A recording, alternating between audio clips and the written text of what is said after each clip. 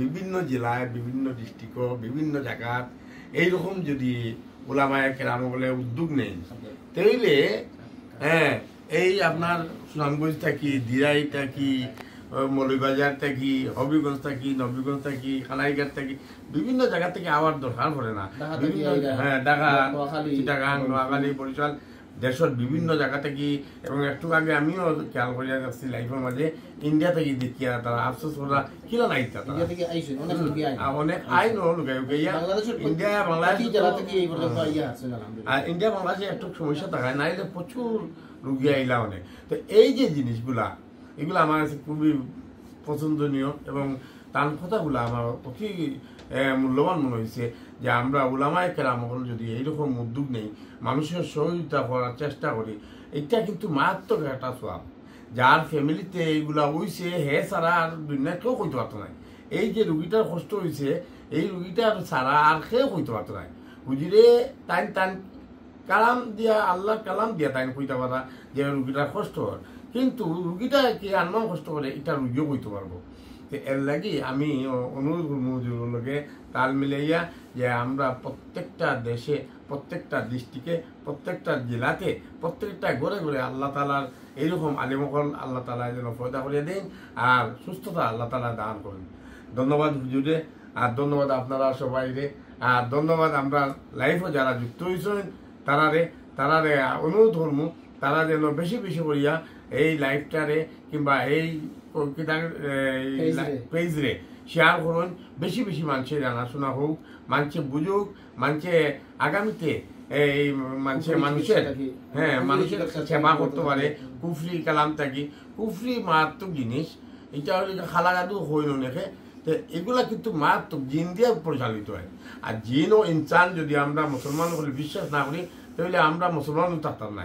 আমরা মুসলমানে জানি যে জিন ও ইনসান আল্লাহ তালা পৃথিবীতে সৃষ্টি করেছেন। তো এই জিন দ্বারা অনেক সময় অনেক বাদ জিনিস হয়, ইনসান দ্বারা যেলান বাদ জিনিস হয়, চুরি ডাকাতি বদমাশি হয়, জিন দ্বারা ওলান চুরি ডাকাতি বদমাশি হয়। তো এই চুরি ডাকা বদমাশি থেকে আমরা সবাই আল্লাহ তালা হেফাজত রাখতা আমি এই আশা করি। ধন্যবাদ সবাইকে। সালাম আলাইকুম। এদিন আপনার দুইজন রোগী আইছিলা, তার এখন অবস্থা কি? আলহামদুলিল্লাহ আমার রোগী দুইজন আইছিলা, আপনারা হয়তো অনেকে লাইফও দেখছই, কিন্তু তারা আলহামদুলিল্লাহ এখান থেকে যাওয়ার পরে মাত্র প্রথম একদিন হালকাভাবে হয়েছিল, যেটা দিনটায় 24 ঘন্টা থাকতো। কষ্ট হয়েছে কি হালকাভাবে, গতকালকে হালকাভাবে সামান্য 2 বার হয়েছে। এর লাগে আমি আজকে আইছি। আল্লাহ তালার কাছে শুক্রিয়া আদায় করা সম্ভব নয়। আল্লাহ তালা অত সহজে যে আমার মুক্ত করছেন। আমি বেশ কয়েকদিন ধরে এগুলিয়া প্রেশানে করলাম, বেশ কিছু মেসা হলো গেছে। মেসা হলো মানে এগুলা যার ফুক করে নাকি তার উপরে আমার খুব একটা বিশ্বাস নাই। ওলামায়ে কেরাম হল এই আল্লাহর এক অলি, এবং তার শাশুর তো নবীগঞ্জি হইলে মতিন সাহেব নবীগঞ্জি, এমন ছেলেটাও মানুষ নাই যে চিনে না। তো এরা আল্লাহ তালার নেক বান্ধা হল, আর এরা ওলামায়ে কেরাম হল। এরা যতটুকু জানা শোনা আছে কুরআন এবং কিতাবর দিক দিয়া অনেক মূল্যায়িত জানা নাই, এমনি ফুদ দেন ঠিকও, কিন্তু হয়তো উপস্থিত সময় যায় গিয়া কিন্তু পরবর্তীতে ডিস্টার্ব করে। তো আমি অনুরোধ করবো আপনারা সবাই সহযোগিতা করতা আর সবাই সবার জন্য দোয়া করতা। আল্লাহ তালা যেন সবার ফ্যামিলিরে আল্লাহ তালা সুস্থ রাখে।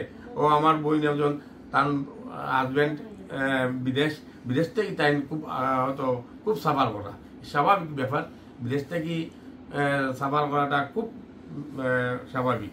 তো আমি দোয়া করি, আপনারা কাছে দোয়া চাই যে আপনারা দোয়া করতা, বিশেষ করিয়া আমার হুজুর লাগি দোয়া করতা আল্লাহ তালা যেন নেক হায়াত দান করেন, টান দ্বারাও আল্লাহ তালা আমরা হেফাজতে রাখতো।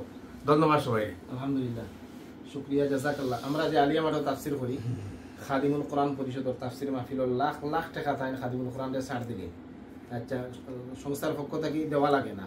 আলহামদুলিল্লাহ, এটা বহুত বড় একটা শুক্রিয়া। আমরা পুরা খাদিমুল কোরআন কমিটি তার কাছে খুব কৃতজ্ঞ। আমরা সিলেট ইমাম সমিতির দীর্ঘদিনের সভাপতি আপনারা হজরত চিনেন, অনেকে চেহারা না চিনলেও হজরতের নাম শুনছেন। ইমাম সমিতির দীর্ঘদিনের সভাপতি। আর শেখঘাট শেখ সানাউল্লাহ জামি মসজিদ আপনারা চিনেন, নাম শুনছেন। শেখঘাট পয়েন্ট যে সবচেয়ে বড় যে মসজিদ, এই মসজিদের দীর্ঘদিন হজরত ইমাম এবং খতিব আসলা, প্রায় 20 বছর শেখঘাট শেখ সানাউল্লাহ জামি মসজিদের ইমাম এবং খতিব আসলা হজরত। পরে মাঝখানে অপশন নিসলা গিয়া ই আবার কয়েক বছর থেকে মনে হয় 2 বছর থেকে এখন আমরা উইমেন্স মেডিকেল কলেজ জামি মসজিদের ইমাম ও খতিব অবসর অবস্থাত আবার দায়িত্ব নিছেন, সময় কাটতো আর দিনই খেদমতো থাকতা ও হিসাবে সিলেট শহর বাসা ও ফ্যামিলি নিয়ে আসেন দীর্ঘদিন থেকে। তো এখন উইমেন্স মেডিকেল কলেজ জামি মসজিদের সম্মানিত ইমাম ও খতিব হজরত আমরা সামনে একটু সংক্ষিপ্ত অনুভূতি প্রকাশ করবা।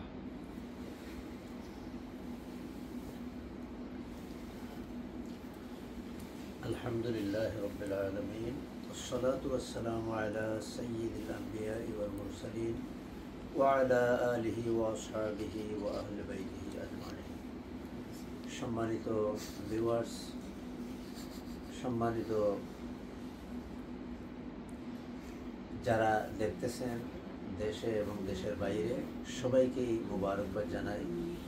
বিশেষ করে আসলে এই শরীর চিকিৎসা যেটা সম্পর্কে আমাদেরও অনেক ভুল ধারণা ছিল, যে আমরা মনে করতাম যে অনেকেই আসলে একটা বাউতাবাজি করে, আমাদের আরাম সমাজের মাঝে কিন্তু এই জিনিসটা ছিল।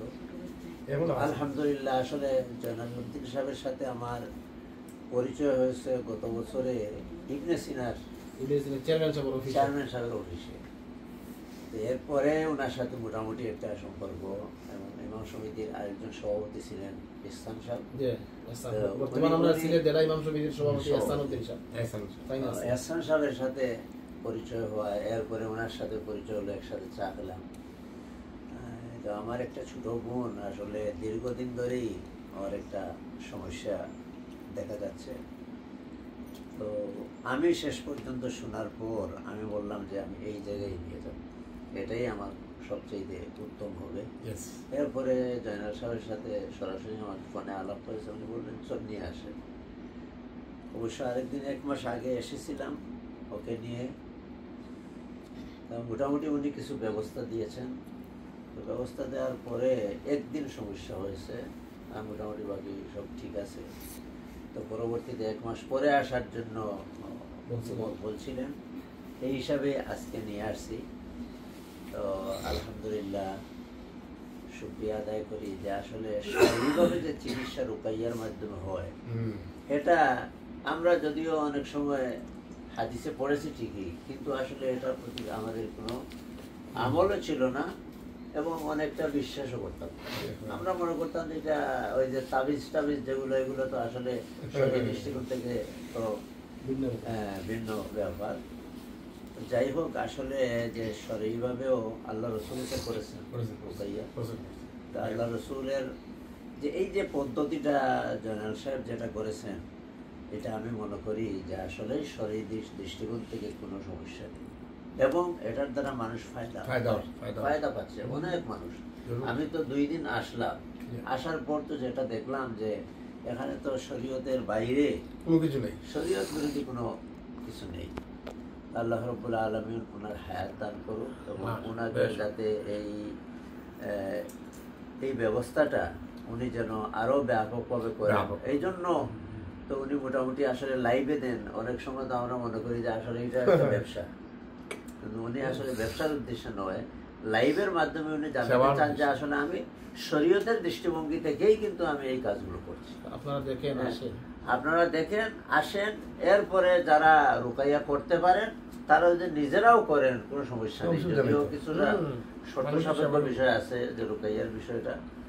তো আল্লাহ রাব্বুল আলামিন ওনার এই কাজের মাধ্যমে দ্বীনের এবং দুনিয়াবি একটা খিদমত, বিরাট একটা মানুষ যে কষ্ট করে আসে, আসলে অনেক মহিলারা বিশেষ করে দেখা যায় যে এই জিন এবং এই কি জাদু এগুলোর মাধ্যমে আসলে মহিলারাই বেশি কষ্ট করে।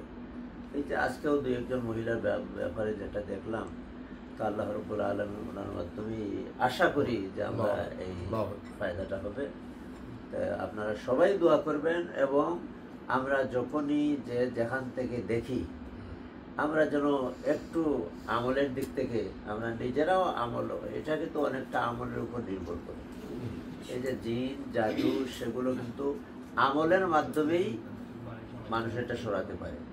কিন্তু অনেক সময় আছে যে কিছু কিছু জাদু আল্লাহ রসুলও এগুলো থেকে কিন্তু মুক্ত হতে পারে নাই। আল্লাহ রসুলের তো শেষ জীবনে দেখা গেছে জাদুর আসরের কারণে, যদিও আল্লাহ রাব্বুল আলামিন তার কাছে শিক্ষা দিয়েছেন যে সূরা নাস এবং ফালাকের মাধ্যমে তোমাকে বিয়োগ করবে, কিন্তু এটা একটা রেশ কিন্তু থেকে যায়। এই রেশ থাকার কারণে আল্লাহ রসুল শেষ জীবনেও কষ্ট করেই কিন্তু গিয়েছেন।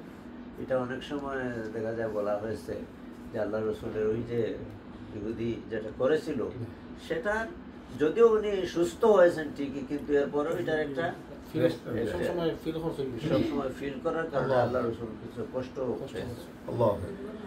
তো আল্লাহ রাব্বুল আলামিনের শুকরিয়া আমরা আদায় করি যে আমাদের এই ভাই উনি যে কাজটা করতেছেন, আসলে অনেক মানুষ অনেক কষ্টের মধ্যে থাকে, অনেক মানুষ আসলে বিপদগ্রস্ত হয়ে যায়। বিপদগ্রস্ত হওয়ার কারণে মানুষ কিন্তু আর্থিকভাবেও মানুষ অনেক ক্ষতিগ্রস্ত।